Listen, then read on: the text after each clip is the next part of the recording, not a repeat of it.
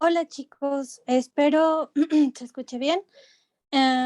Esto es un tema extra que todavía no van a usar hasta tercer o cuarto bloque de Pharma, pero una de sus compañeras me pidió ayuda y decidí explicárselos de una vez porque si se dan cuenta nos la pasamos hablando de coagulación en muchas clases. Entonces creo que esto les será útil y pues esto es extra al curso, ¿no?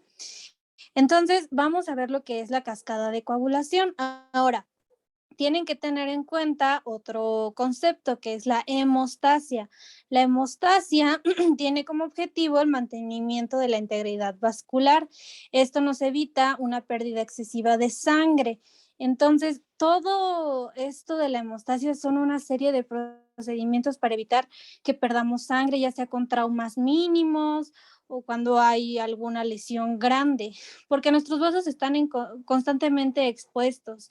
Tenemos muchísimos vasos sanguíneos bajo de la piel y se están rompiendo a cada rato y la hemostasia es la que se encarga de repararlos así, súper rápido. Entonces, esto nos evita una pérdida excesiva de sangre y es un mecanismo fisiológico que comprende 4 fases. La primera es la vasoconstricción para evitar que siga saliendo sangre. Vamos a tener que los vasos se van a contraer, como que se hacen chiquitos para evitar la pérdida de sangre. El segundo paso es la agregación y adhesión plaquetaria. Las plaquetas son celulitas que se pegan a los vasos sanguíneos y ahí hacen un tapón provisional. Posteriormente hay una fibrinoformación. Esta nos va a reforzar el trombo plaquetario. Entonces, aquí entre la adhesión y agregación plaquetaria y la fibrinoformación es lo que vamos a ver en la cascada de la coagulación, que les voy a explicar a continuación. Y por último está la fibrinólisis o eliminación de los depósitos de fibrina. ¿Qué quiere decir esto? La fibrinólisis va a ser el paso ya final. Cuando ya no necesitamos ese coágulo, necesitamos disolverlo. Recuerden que un coágulo es un tapón de células sanguíneas. Cuando hablo de células sanguíneas, no solo hablo de eritrocitos, también hablo de neutrófilos, uno que otro macrófago. Todas las células que están en la sangre se forman en un tapón para detener el sangrado.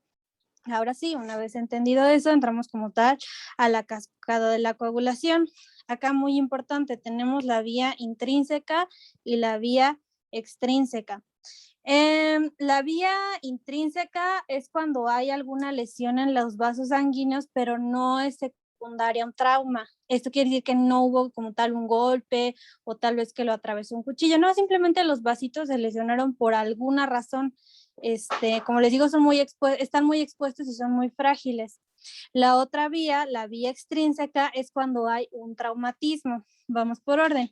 Primero la vía intrínseca. Tenemos el factor 12 que se los voy a subrayar, es el que está aquí.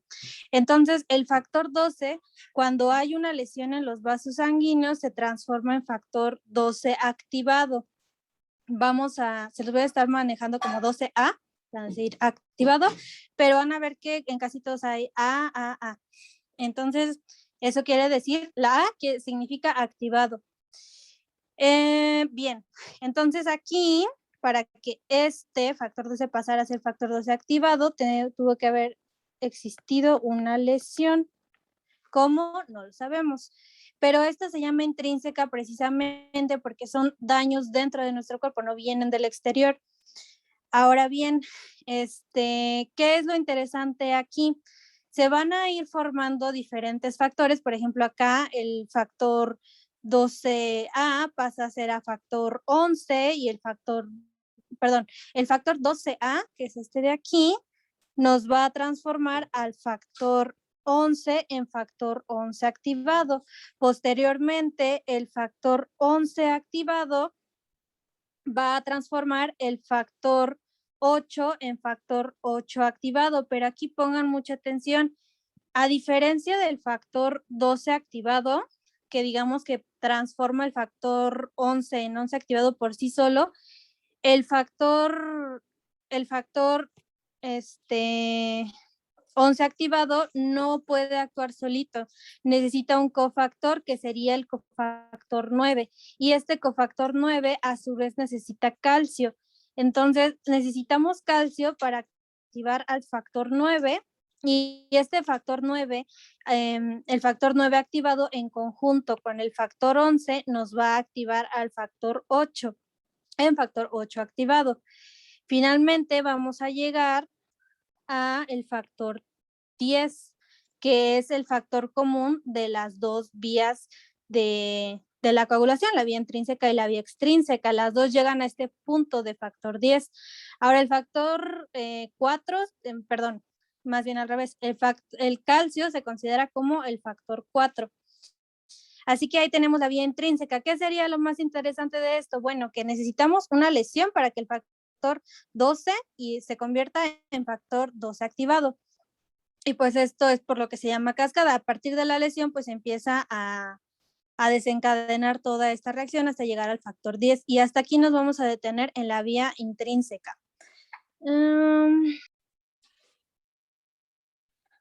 Ahora bien, vamos con la vía extrínseca.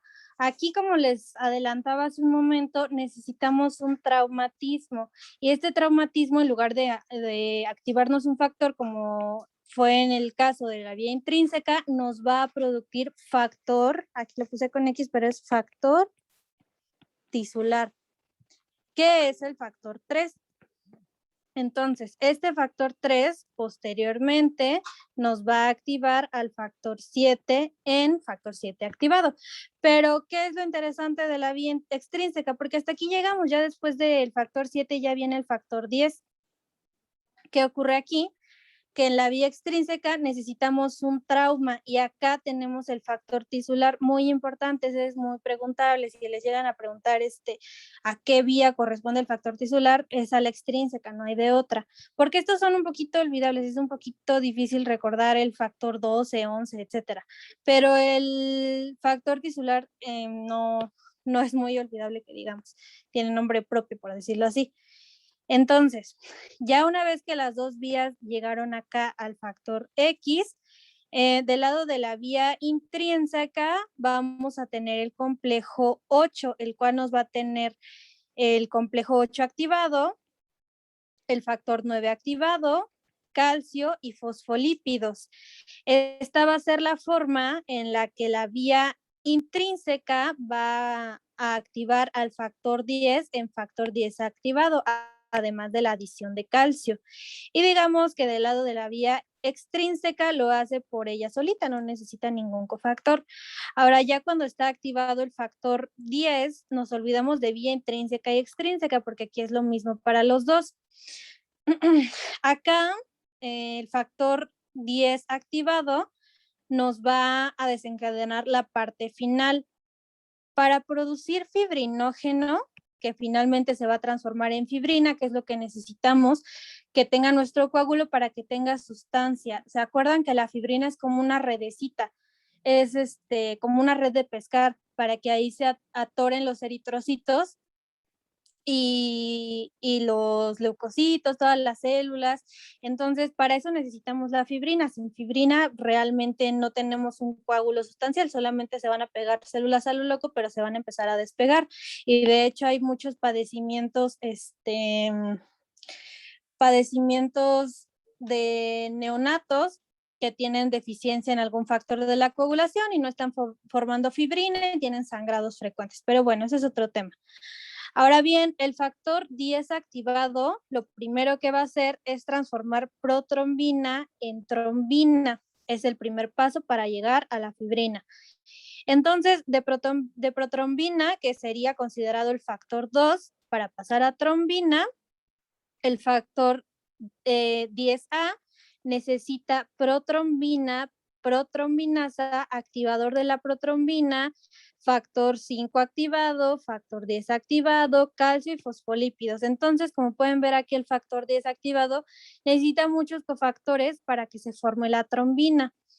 ¿Qué sería lo interesante de aquí? Más que otra cosa, la protrombina. Se los voy a resaltar de otro color. La protrombina, de hecho aquí es donde se encuentran muchas fallas en muchas enfermedades. Cuando hay déficit de protrombina, los pacientes no pueden coagular su sangre. O a veces hay en exceso protrombina y nos falta protrombinasa. Y los pacientes coagulan como si fuera cualquier cosa. Entonces, pues tenemos que tomar en cuenta estos dos cofactores. Y bien, ya supongamos que ya todo salió bien y se formó la trombina. Ya de aquí es todo realmente muy sencillo. ¿Por qué? Porque de la trombina su función va a ser convertir el fibrinógeno que anda en forma libre, que es producido por el hígado de forma fisiológica. Y se acuerdan que el fibrinógeno también es aprovechado por Staphylococcus aureus. Entonces, nuestro cuerpo también lo utiliza porque necesitamos coagular. La trombina nos va a convertir al fibrinógeno que anda en forma libre en fibrina, que este es nuestro factor 1. Factor 1. La fibrina, gracias al factor 13, la fibrina es inestable. Digamos que ya tenemos nuestra redecita, pero resulta todavía muy inestable, todavía es muy lábil ese coágulo. Entonces tenemos al factor 13 que nos va a ayudar a estabilizar y convierte la fibrina, nuestro factor 1, en polímeros de fibrina. ¿De acuerdo? Entonces hasta aquí llega nuestra cascada de coagulación y les digo, vamos a dibujar brevemente aquí la red de fibrina. Pongamos que esta es la red de fibrina, que ya se formó tras nuestra cascada para que lo hagan un poco más visual. Y aquí se quedaron atorados los eritrocitos. Algunos, bueno, no puedo dibujar los leucocitos de blanco porque no se va a ver nada, pero ahí andan. Ahí se quedan atoradas las celulitas. Entonces, para esto es que ocurre la cascada de coagulación para producirnos la fibrina, que finalmente se va a transformar en esta redecita. Y esta redecita vamos a dibujar un vaso sanguíneo, que aquí digamos que se rompió. Entonces, esto es como un parche, un tapón de puras células. Y pues esa es la finalidad de la cascada de coagulación. Cualquier duda me mandan un mensaje. Gracias.